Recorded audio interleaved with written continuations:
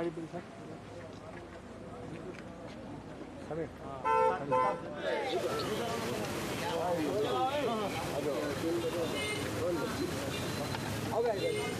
ವರ್ಷವೂ ಟಿಪ್ಪು ಸುಲ್ತಾನರ ಜಯಂತಿಯನ್ನು ವೈಭವ ಆಚರಣೆ ಮಾಡಲು ನಿರ್ಧಾರ ಮಾಡಿದ್ದೇವೆ.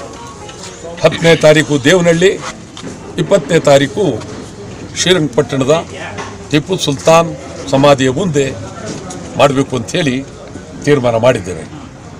ದೇಶ ಕಂಡ ಮಹಾನ್ ದೊರೆಗಳಲ್ಲಿ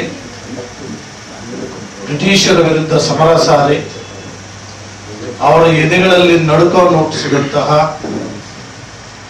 ಮಹಾನ್ ವೀರ ಟಿಪ್ಪು ಸುಲ್ತಾನ್ ಜಯಂತಿಯನ್ನ ಸರ್ಕಾರ ವಾಟಾಳ್ ನಾಗರಾಜ್ ಸಾಹೇಬರ ಒಂದು ಹಲವಾರು ವರ್ಷಗಳ ಹೋರಾಟದ ಫಲವಾಗಿ ಇವತ್ತು ಸರ್ಕಾರ ಕಳೆದ 3 ವರ್ಷಗಳಿಂದ ಆಚರಣೆ ಮಾಡ್ತಿದೆ.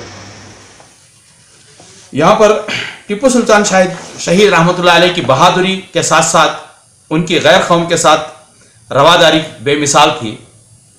इसके सबब हिंदू और मुसलमान दोनों के दिलों में उनकी अजमत थी. लोकगीतों में सुल्तान शहीद की अजमत का बयान मुलाहिजा फरमाएं कि माएँ खुदा से औलाद के लिए क्या मांगती थी दुआ. अल्लाह कने मंगती हूँ दुआ बारे बार, मेरा बेटा होंदे टीपू जैसा सरदार.